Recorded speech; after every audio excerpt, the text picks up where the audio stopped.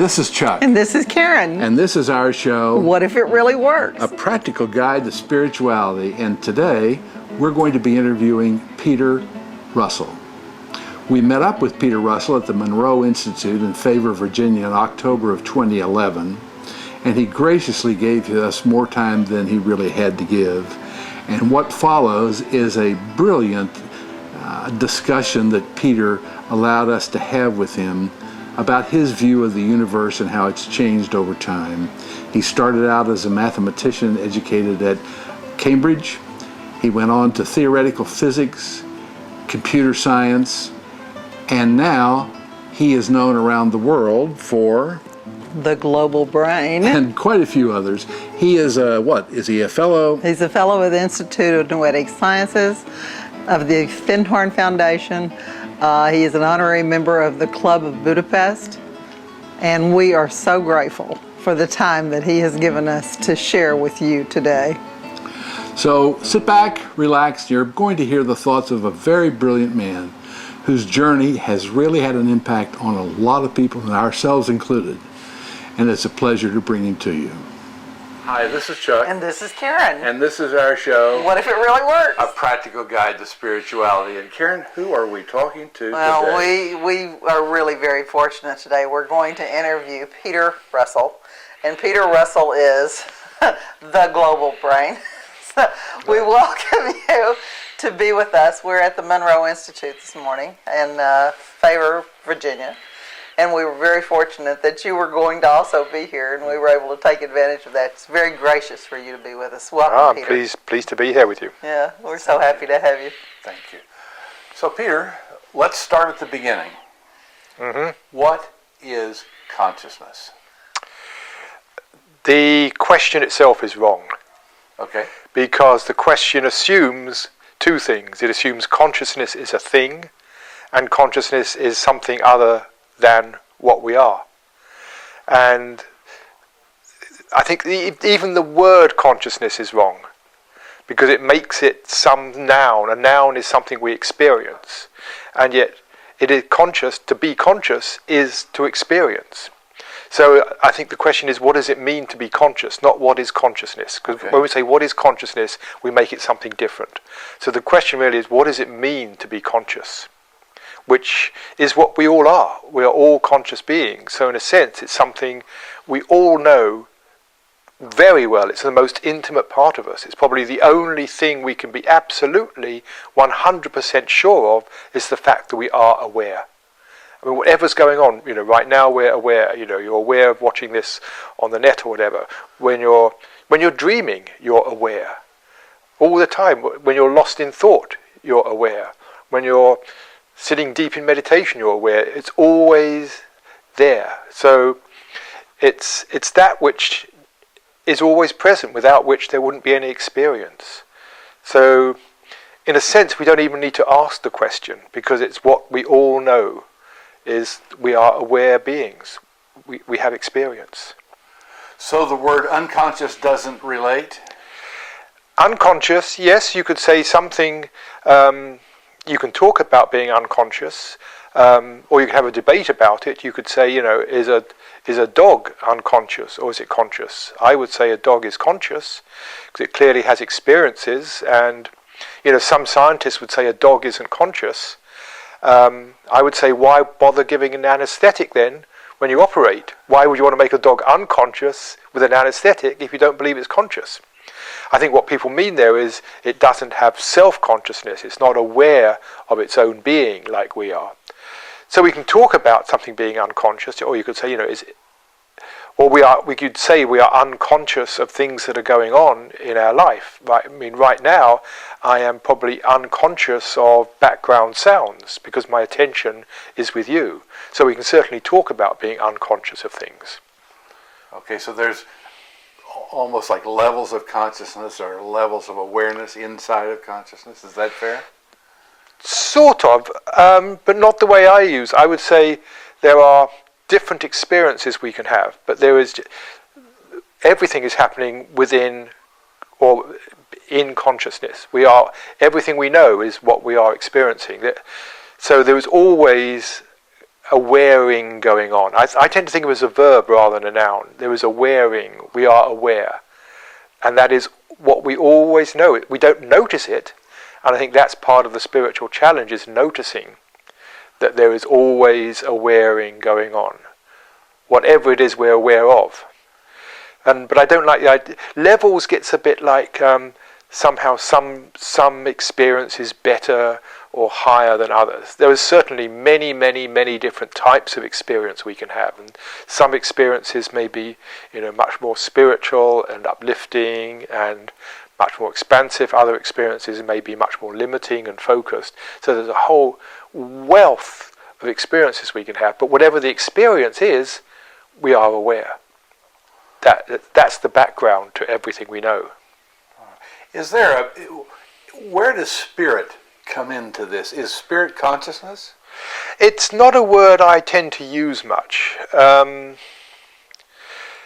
when I do, for me, I would say spirit is, for me, a name I would give to the whole internal realm. Spirit as opposed to matter. And if you take the original meaning of spirit, it's about vapor, it's about air, which to me means that which cannot be grasped, that which cannot be touched. And whereas we can grasp and touch matter, the material world is that which we can hold, manipulate, experience with our senses. Spirit is that which cannot be grasped. It's the inner world of the mind. So that's the way I see it. Spirit is just for me, that's the way I use the word, it's the inner world of mind. Do the trees and the rocks have consciousness, or are they made of consciousness? I believe so. I believe everything, ultimately, is conscious. I don't think you can draw a line anywhere. The current scientific worldview would draw a line, would say, okay, maybe dogs are conscious, maybe fish are conscious, and whatever. Ants, I would say, every organism has an interior world. We have an incredibly rich one, partly because we have this very sophisticated sensory system, but then so do dogs. Dogs have an even richer sensory system. They can smell and hear much better than we do. But, as you go down the evolutionary scale, people like to draw a line and say, ants aren't conscious. But I think there's probably some little grain of experience there. We don't feel good about, dismembering an ant. We imagine it would feel its tiny little equivalent of pain, whatever that is. And so I think, plants, trees, it's much, much, much less than what we know. But even a bacterium, I would say, has its own tiny, tiny, tiny inner world. Very, very, very faint glimmer of what we know awareness to be. But I don't think there's anywhere you can draw a line. So ultimately, I think everything has that interior aspect. But all we see is the exterior aspect. Yesterday afternoon, right outside on this porch, I had an experience of that when I was looking that way, and I turned around, and here on that fence in the porch was a praying mantis, a big praying mantis. And as I looked at him, he looked at me. And I had a camera on him, and I was filming as close as I could get, and his eyeballs were following me. Yeah. And I realized that somehow or another, he and I, on the level in consciousness, were one. Yeah. Yeah. What was the first experience that you had that sort of said, "Hey, wait a minute, this is consciousness"? Oh, I don't really know. I can't really pinpoint it. I think it's just something that crept up on me gradually in my sort of thinking and understanding. How old were you when it started to creep up on you? It's been there all my life. People ask, what changed you? Nothing changed me. I've always been this way. It's just that it's grown and developed as life has gone on. I think many people, they were caught in the sort of normal material social world, and something happened and broke it. Right. That never happened to me. I was always interested in this stuff as a kid. It's always there in the background, and just as life has gone on, it's come more and more to the fore for me. Uh-huh. So you started out as a mathematician, yes. Correct?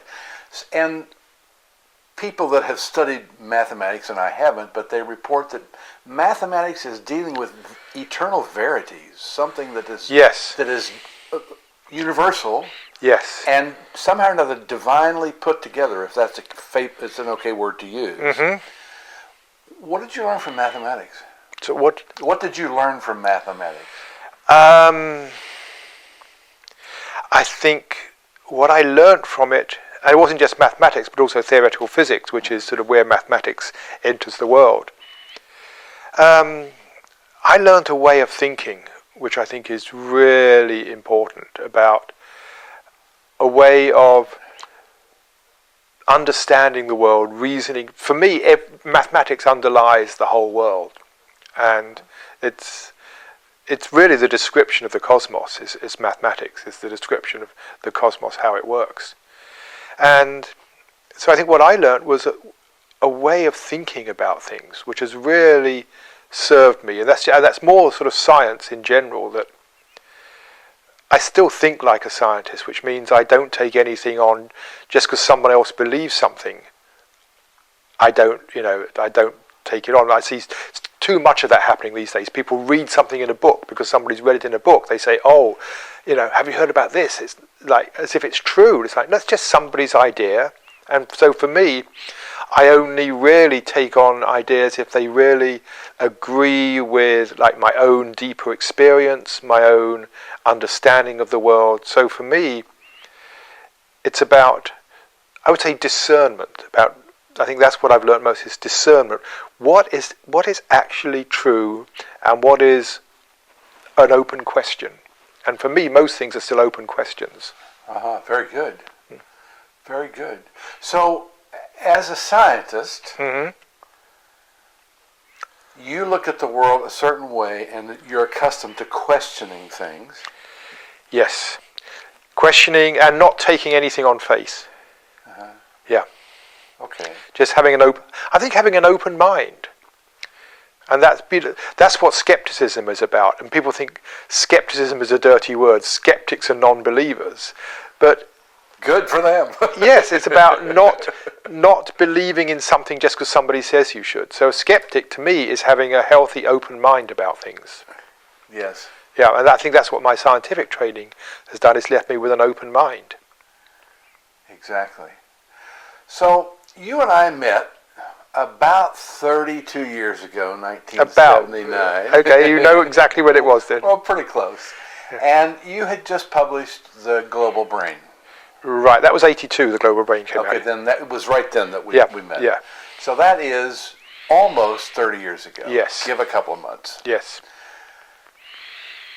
When I think back to meeting you then and reading The Global Brain then and finding it on other people's bookshelves as I've traveled around things, this is going to sound like a strange thing, but it seems to me like when you wrote that book, you invented the Gutenberg press of this age. You introduced the global age. I know those are the strange words, but the point is, you were the guy that said it first. Mm-hmm. And you based some of your thinking on a quote that was made in 1947 about a British nobleman who talked about what will happen when we get a photograph from the moon. Do you remember that quote? Yeah. What is the quote? I can't remember. It was actually Sir Fred Hoyle, yes, British astronomer, yes, scientist. He said something to the effect of, when we get out into space and take a photograph of the Earth from the moon, that'll change everything. I can't remember quite how he said it, but basically that'll change everything. Yes. And the fact of the matter is, it has. Yep. The picture of the Earth rise from the moon has raised our awareness of who we are as a perfect symbol. Nobody had to tell you once you saw it what it meant. Right.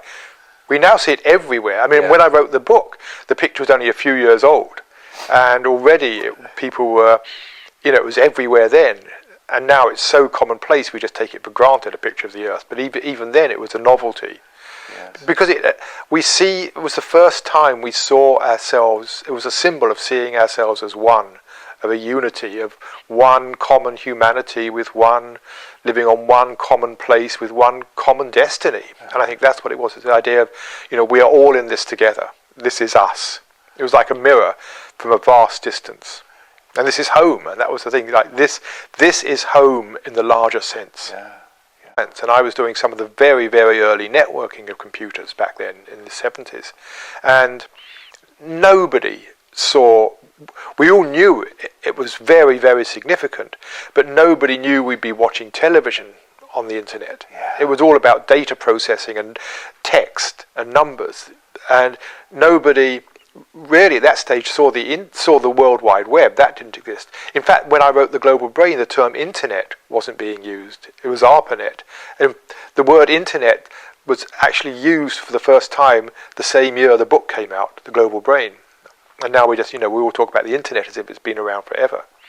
Yeah. And none of us foresaw where it was going. And the learning there is none of us know where it's going to go. Exactly. And 500 years ago, there was this profound change right about now that one of the steps along the way was Luther nailing the 99 Theses to the door at the church in Wittenberg. But the other things happen, and then one day this guy Magellan shows up and he says, I've sailed around the world. And everybody looked at him like, what are you talking about? This is crazy. And yet, it's that level of change that's coming right at it, isn't it? Yeah. We can't even imagine what's going to happen next. Right, because we can't predict creativity, we can't predict discovery or invention. The very nature of that is something completely new happening. And so I think it's foolhardy to make any predictions. And the timescale is getting shorter and shorter. I mean, it was foolhardy for me in the 1980s to make predictions about now. And I think that was 30 years ahead. I think now, I don't think any of us can really imagine where we're going to be in 10 years' time, just because things are going faster and faster and faster. So, 100 years ago, Niels Bohr said that consciousness can change the results of an experiment. Just a blink, and the experiment is changed. That's the Heisenberg uncertainty principle. But when he said that, he also said, and it's amazing that science and the physicists are not willing to pay any attention to consciousness. Now, my sense is that right now, there are people like you and others, some of whom we have interviewed in this process, who are saying the day has come when science must address consciousness. Yeah. How close are we to that? The day is dawn. I mean, we are in it.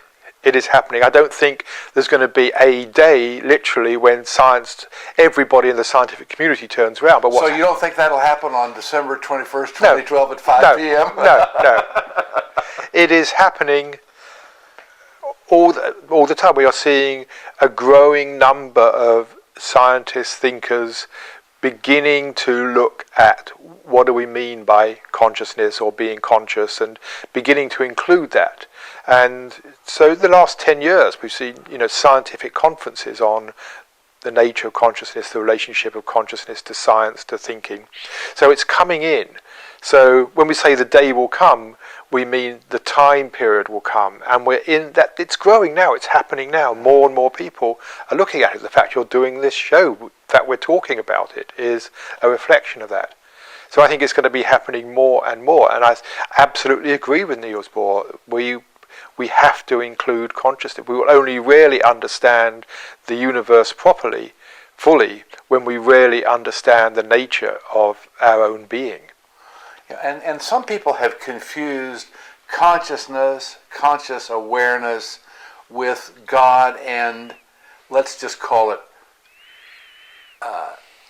Euro-Christian Christianity theology, whatever that means. Yeah. And they say, we don't want to go there. We don't want to mess with religion. Mm-hmm. But this is the new religion, isn't it? And it's the original. Okay, go ahead. I think all, or most, probably all the great spiritual traditions have a common core to them. Yes. And that common core has come out of personal experience, a personal awakening in some way, a personal reconnection with the person's own inner, we could call it divinity, I would say with their own inner essence, their own source, with their own awareing, their own consciousness, if we're going to use a noun. And when people let go of the more materialist, self-centered, limited way of functioning that we all get trapped in by our culture, and I think that's happened in all cultures, when we let go of that, we discover it's a huge release and relief, and people feel this sense of ease, of deep okayness. The heart starts opening, there's compassion, there's love, and there's this knowing that this is how I've always been. There's this deep sense of an eternal quality deep within oneself that is really what one has been looking for the whole time, but so busy looking for it out there because we're hypnotized by our culture to look for it out there that we don't notice that what we're looking for is actually deep inside ourselves. Yeah. And when people have discovered that, as I think numerous people have done in all cultures, people who've, through grace, practices, discipline, whatever, have woken up in one way or another to the real truth of who they are, it's so wonderful, they want to share it. And so they start teaching others, sharing it with others, showing them how they got it and helping other people wake up. And then when they die, they're people they've taught teach others. But what happens is, when you learn something, you never get the full thing. You get 80% of it, bits you misunderstand, and gradually over time it gets reabsorbed back into the culture. And so the original wisdom gradually gets lost and it becomes incorporated into culture. And so when you have that experience in a monotheistic culture, in a sort of Judaic culture where there's just one God, that starts being translated as I've had a connection with the Almighty Father. Yeah. If you have that experience in a Buddhist culture, it's I've had a connection with, the Buddha nature of all beings. If you have it in a Taoist culture, you'd have a different interpretation. If you have it in a, indigenous South American culture, you have a completely different interpretation. But what I'm fascinated by is the underlying experience which has fueled all religions is basically the same. You can see it when you start looking for it. You can see it's the same thing. It's a release from the mindsets we get trapped in. And I think what is happening today is there is a growing global awakening whereby we are tuning back into that eternal wisdom. I won't say the original thing, it's an eternal wisdom that keeps on being discovered. But whereas in the past it's been discovered by individuals dotted through history, we are now rediscovering it collectively. And that rediscovering collectively, would it be fair to say that we are having, or we're beginning to have, a global spiritual experience? And I know you don't like the word spiritual. No, I do like that. I would say yes. For me, the word spiritual is about rediscovering our true nature. Rediscovering our true nature. I just don't like using it in the sense of like some airy-fairy deities out there or stuff. For me, it's about the word spiritual is rediscovering our true nature. And there is a global process happening which is growing faster and faster of people working on this, rediscovering their true nature. So I think this is a phenomenon. I would say there is a global spiritual awakening happening as a phenomenon, and it is accelerating. Exactly. And so while this is happening, what I heard you say just a couple of minutes ago was that when we look outside of ourselves for meaning or experience, we begin to focus, actually, it's like a mirror, and we focus back on ourselves. And when we let go of ourselves, and understand that we are joined with everyone, that's when the heart opens, and that's when compassion arrives. Is that correct? Yes. I think deep down we all have a deep capacity for compassion, for love, empathy, but we get so caught in our thinking, our planning, our worrying, the emotions that go on, so much of the stuff that fills our mind that we don't notice what is there underneath. I mean, it's like a muddy pond. You know, if it's all turbulent, you can't see through it. You can't see the bottom. All you see is the surface. And it's like that with the mind. If we're so busy, caught up in what we're doing, what we have to do, and all, which, you know, is part of life, we just see the surface. We see the thoughts, we see our worries, we see our joys, our excitements, all that stuff. We never give the mind the opportunity to settle down, and that's where most spiritual traditions have some practice of meditation or something that allows the mind to settle down and step out of the normal worldly way of working. And as you do, as the mind settles down and begins to clear, then you begin to notice what is underneath, and you begin to notice there is compassion there is empathy there, but it's just, it doesn't normally shine through because we're focused out there on, got to get this done, got to do that, got to make, you know, what's that person thinking about me, and oh dear, what's happening to the stock market, and I've got to go and pick my kids up. And it's like that's just the way the world is. We're so busy doing that, we don't touch into our true nature, and our true nature is one of compassion, it's one of ease, it's one of deep contentment. When we relax and let go, we discover a deep inner contentment, which is actually what we're looking for out there. We think, if I can just get everything right, I'll be content. And that's what the world tells us, is to be content. You need to have a certain amount of money in your bank account, you need this, you need that, you need, you know, these clothes. All advertising is telling us what we need in order to feel content. And we're so busy chasing contentment out there, we don't recognize that if we just could relax, we could actually feel content in this moment. I mean, one thing I say, you know, when I'm working with people is, you know, is there anything stopping you being content right now? And people say, oh yes, because, you know, I'm worried about, you know, whether it's going to rain or not this evening. I say, well, you know, why is that stopping you being content right now? It's like, that's just your head, you know. And ultimately, when people look at it, they realize there is nothing stopping them actually feeling. Notice there is that contentment in the moment. The moment of peace is now. Yes. So here's something that I noticed. You're talking about leaving the brain and going to the heart. That's basically what you're talking about. So I'm going to give you a little feedback. Okay. When I first met you, I was aware that you were a profoundly intellectual, powerful, bright person. But as I sit before you now, it's clear that this shift has actually happened to you increasingly from the head to the heart. You look more content. You look like you are content, and you evidence that to us. And I get, you know, I get uptight at times as well. I'm not, you know, I probably am more content more of the time, but I don't want to put myself up there as somebody who's like, you know, got it, perfect. No. I get upset at things. Well, I think we all do, and we're all working on that same problem. Right, and I know when I am upset, what's interesting, when I do get angry at something, it's like, okay, this is strange. It's like, okay, and I can begin to see that what's happening is I'm caught in some story I'm telling myself about the world.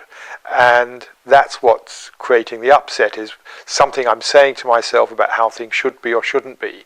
And so there's this little distance. I don't get quite so caught up in the story. And it's like, there's a bit of me that's going to say, you know, what are you doing? What are you doing? Like I'm still angry at something, but because I can step back, I can sort of step back and actually touch into that deeper contentment which is there, even though part of me is getting furious. I can touch into that contentment, and that makes it much easier to deal with it. Albert Ellis, the famous psychiatrist in New York who used to hold salons and invite people to present their problems, said that the shithood is in the shouldhood. Yep. And should is one of the worst words we've got, isn't it? I think so. Yeah. Yeah, as soon as we say, I should do this or should be like this, that's part of the trap. I mean, I think one of the great eternal truths that comes out of all the spiritual teachings is about acceptance. in the terms of acceptance of your experience in the moment. It's not about acceptance of how the world is and all the injustices. There's lots we need to do there, but I think what they're all saying is you cannot change your experience in the moment. Like, I should not be feeling this. You should be feeling this. This is what you've been through. That's what you're feeling. That's what you're feeling. There's no point in resisting the present. Resistance is futile, as the Borg say. There's no point in resisting the present, but that's what we do. It's like, oh my God, I shouldn't be feeling like this. So this shouldn't have happened. It did happen. Deal with it. Yeah, this is with it. Open to it. This is part of letting go. It's surrender. Surrendering to the moment rather than resisting the moment. And that's when we get ourselves uptight and screwed up, is we're resisting what is happening. It's saying, this is what is happening. This is what I'm feeling, whether it's joy, sadness, anger, boredom. I had something that woke me up once was many years ago. I occasionally get depressed. It's just What? Yes, I'm human. And I would, probably now and again I'd get into this sort of funk. And it was happening one day, and I was sitting looking out of my window and just sort of feeling like, don't want to, and I was feeling, I don't like feeling like this, I shouldn't be feeling like this, I can't get on with any writing, it's getting in the way.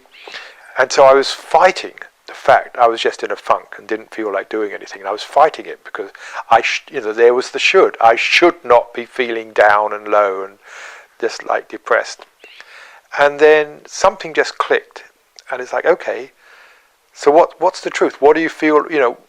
What do you feel like doing? And it's like the truth just came to me. I just don't want to do anything. I just want to do nothing. I just said, okay. All I wanted to do was just sit and look out the window. And I spent an hour or two just sitting, looking out the window, and realized I felt absolutely fine. Yeah. And that's when my soul wanted just to be quiet and look out the window. And it wasn't depression. It was just, for various reasons, my energy was low, whatever, and it was time just to do nothing. And when I just accepted that and didn't resist it, there's no problem. It was my resisting, my should in my head was, I shouldn't be feeling low energy, I should be getting on, I should be doing something. Mm-hmm. And my soul just wanted to just be. And it changed everything. So that was a lesson for me in terms of accepting how you feel in the moment rather than resisting it. Or how you should feel. Yeah.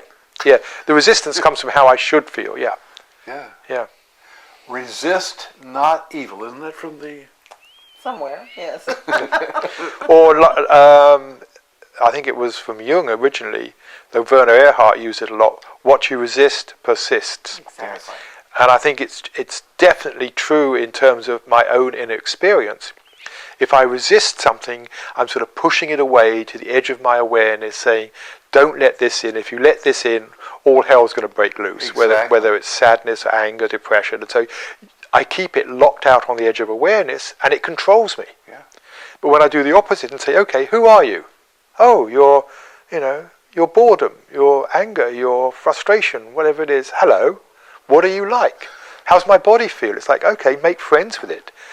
And it dissolves. The miracle for me is when you do the opposite, when you let it in and notice how you're feeling and just own up and accept it, it actually begins to unwind and dissolve and disappear. Yeah. It's only the resistance that keeps it in place. So in family dynamics, for example, lots of times problems are put, as they say, pushed under the rug and become secrets. Yeah. And then they always cause trouble. Yeah, exactly. And it's the same in our internal dynamics. We push our uncomfortable feelings, the problems, we push them out of our mind, we don't think about them, we want to get on, we want to feel good, and they just sit there and cause problems. It's the same thing. So let's go to current events. Which ones? Well, the part of what's happening, it seems to me, is right now, October 2011, that this business of our conscious awareness of who we are and our oneness is running head on into all kinds of elements that we have created that are trying to control us and tell us we are separate, that we should fear each other, should we, all this stuff. Yeah. And this is something that's coming, we're going to have to deal with, isn't it? I think it's something we've always had to deal with. I think there's always been that polarity in the world, that probably the vast majority of the people have been in that fear-based, self-centered, me against you attitude, and they are the enemy and we've got to beat them and we are the right people. And we're number one. We're number one. We're the important ones. God is on our side. Whether you're an American or Jewish person or whatever it is, God is on. It's important to say American. That's the ones that are really right. Yeah, God is on your side. It's always been there. And there've always been the people who just see through that and see that we are all connected. We all share the same awareness. We all share the same issues. We're all human underneath, and we're all in this together. There's always been those people.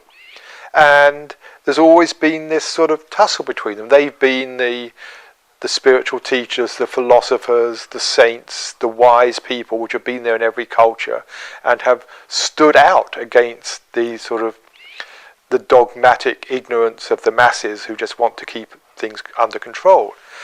I think what is happening today is this is becoming two things. It's coming to a head. It's becoming more and more apparent, because it's clear that old way of thinking is actually destroying the world. 500 years ago, it wasn't destroying the world, it was irritating thinking and maybe causing suffering for people in their local villages or whatever, but it wasn't destroying the planet. What we're now seeing is that materialistic, take what you can for yourself and sod everybody else, is destroying the very fabric of the planet on which our very survival depends. And with the technologies we have and the weapons we have, that way of thinking is causing widespread suffering. And the voices for the other way are rising, they're growing, and as we said, there's this growing spiritual awakening across the planet. More and more people are seeing not just the futility, but the insanity of that way of thinking.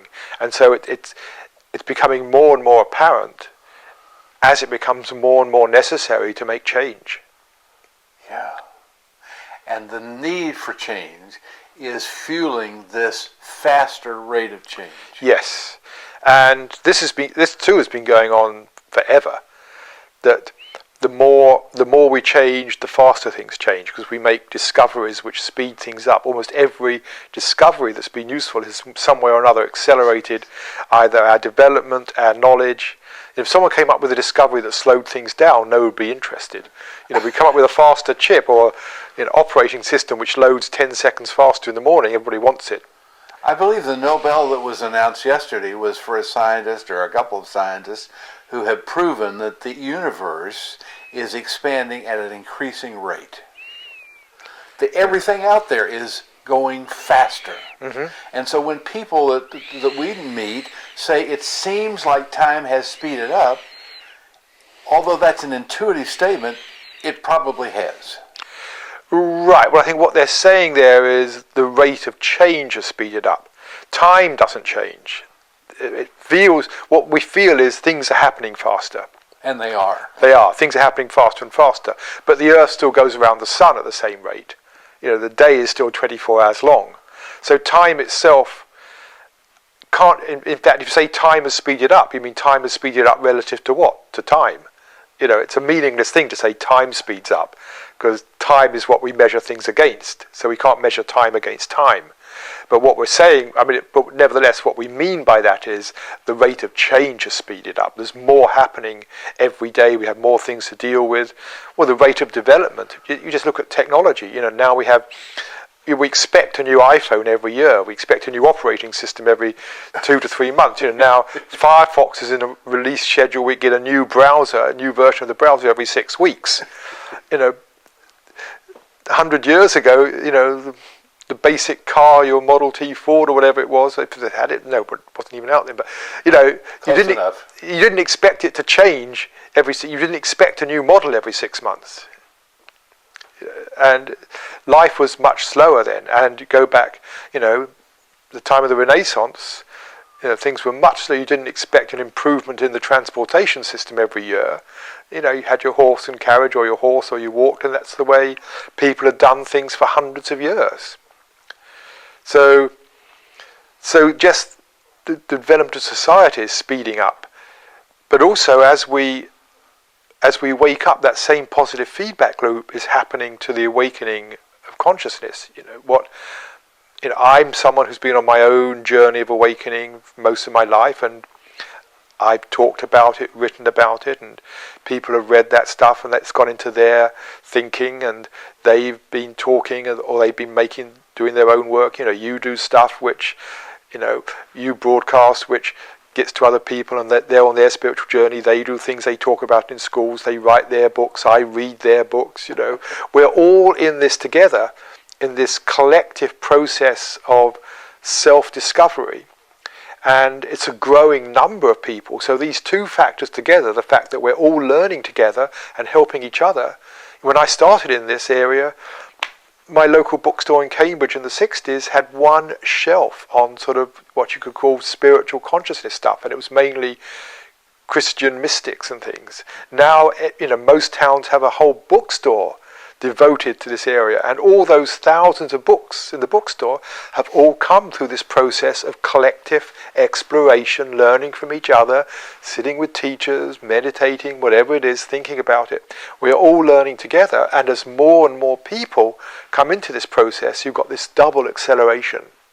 And so this process of awakening is going to be happening faster and faster and faster. It's inevitable. Just as technology is going to go faster and faster, and science, knowledge is going to go faster and faster, so the awakening of consciousness is going to go faster and faster. It's the only game in town. It's the only game in town, yeah. Well, go ahead.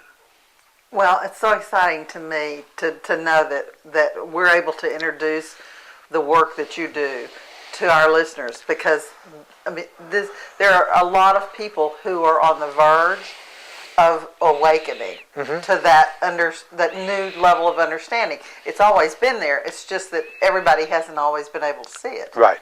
But they're reaching that point now where they start to feel it, and so when they're able to sit and listen to someone like you, who they may never have had the opportunity to do before, then it opens a whole new venue in their mind that allows them to go to that place. So we can't even begin to tell you how grateful we are for your valuable time this morning. We know that you're on a very tight schedule, and we're so happy that you were willing to spend some time with us and our viewers. I love, this is my interest. I love talking about it. It's what moves me in life. Well, and that's perfectly obvious. And having fun really is... Having fun. Why not? I mean, I actually belong to a church called the Ministry of Fun, but it's not a church in the normal sense. And the basic creed of the Ministry of Fun is if it ain't fun, don't do it. Yeah. If you have to do it, make it fun. Yeah. We should enjoy what we're doing, and it's only our resistance to it that stops us. Life is here to be enjoyed. That doesn't mean to say you don't have to take it seriously, but to enjoy whatever it is we are challenged with. Now, I want to ask you one question from left field. We have enough time? This is going to be real left field stuff. Okay, you're putting it a left field answer. Stephen Hawking has said that probably the Big Bang was a black hole exploding, and that's how we got the universe. How could the universe exist as a product of a universe? It can't be a Big Bang from a black hole that already existed in the universe, can it?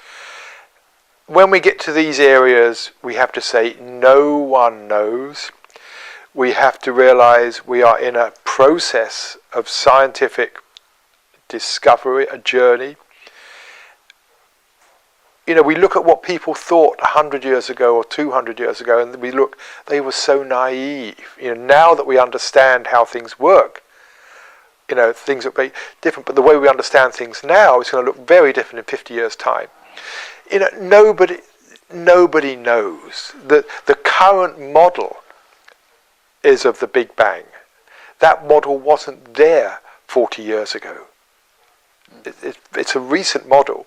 It is the current scientific understanding, but it is not generally accepted by everybody. There's a lot of astrophysicists who do not believe in the Big Bang, but they are a minority.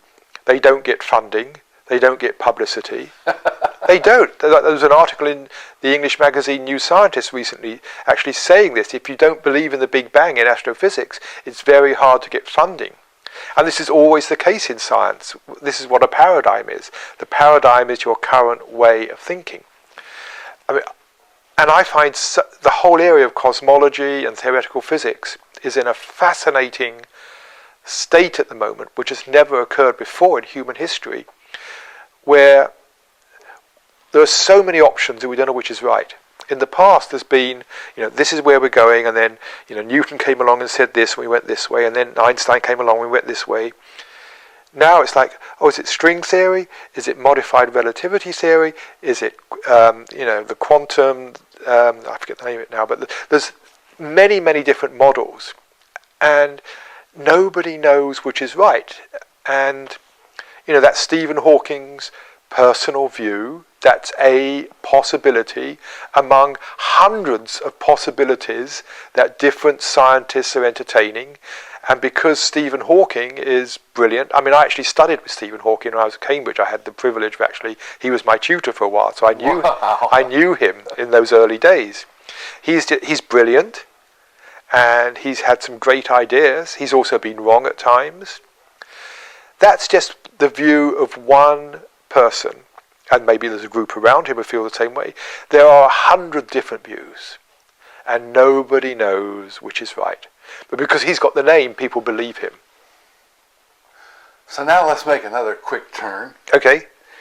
And I'd like to ask you a question that we frequently ask our guests. Tell the viewer who is watching this right now one thing that they could do right now that would improve this consciousness, awareness, spiritual journey. What would it be? Kindness. Be kind to each other. I say this because what tends to happen is ultimately we all want what we were saying earlier. We all want to feel contentment, to be loved, to feel love. That's what we all want ultimately. And because we are in this mode of not knowing that that is what we are deep inside, we want other people to make us feel easy, at peace, to feel loved.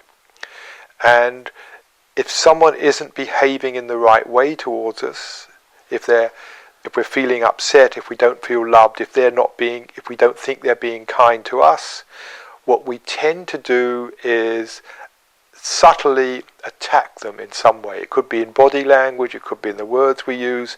We are actually punishing other people for not being kind to us. And they then pick up that, and they then punish us. And time again, you'll find relationships, personal relationships, professional relationships, social relationships, there's this edge of what's happening is two people are saying, I want to be loved, I want to be respected, and I'm going to be nasty to you until you wake up and treat me right. I mean, you're laughing, but that's because I'm making... No, this is what we do. Exactly. And when you have people playing that game, all we do is we make each other upset. Yeah. And what we're each looking for is the opposite. And so for me, the principle of kindness is the golden rule. It's called the golden rule. It's in every single spiritual tradition. Everyone there is has recognized this. And the golden rule is treat others as you would like to be treated. And that means, what we each want is to be respected, not to be rejected, not to be hurt, not to be criticized, not to suffer. So for me, the principle of kindness is in whatever you do or say, and it's not always easy. I mean, I don't do this the whole time. I fall by the wayside many, many times. But it's the intention that whatever you say or do, you do it in such a way that the other person feels loved, respected, appreciated. If you've got to give criticism. You've got to tell someone, I didn't like what you did. So the challenge is, how do you give that criticism in a way that the other person still feels loved and appreciated? If everybody did that in our lives, the world would be a totally different place. We're so lucky because we're surrounded by people who do think like that, who are kind and loving and cooperative, and really want as much good for the other person as they want for themselves. Yeah. And that's the utopia. Right. But it really works.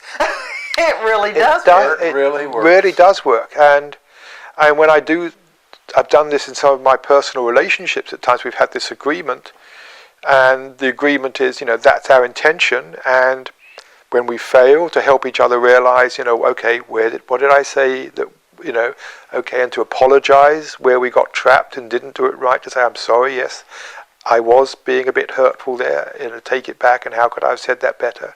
When you start doing this in a relationship, a whole different form of love begins to enter the relationship. It's remarkable. And it's not that sort of romantic love, the erotic love or something, but it's something else, just sort of descends into the relationship of just this appreciation and connection and loving the other being for who they are. And respectfulness. And that's what we want. And it's recognizing this is where we're united. One of the ways in which we're united is we all ultimately want the same thing. Yeah. So it's saying, okay, how can we help each other get it? So it's taking care of the other person's inner world. Well, you have certainly taken care of our world this morning, and we are so grateful for it. Thanks. Peter, this for me to have known you for a long time and have seen you and followed you, and to sit before you finally for our viewers to see who you really are is a true blessing. And you have fulfilled who you are. You are a wise, brilliant person who is here helping all of us understand how we can do it better. And we thank you. This is a very special moment for us. Thank you. Karen, say the magic words. God bless you. I bless you on your journey. Thank you. Thank you. Thank you for joining us in this segment of the 2011 40 Days and 40 Nights video tour. It's a pleasure to have you with us. We have a lot more to come in the weeks ahead, and we'll be posting them on our website. But for this time, we thank you for being with us. And Good night. This is Karen. Bye. and this is Chuck. Bless you.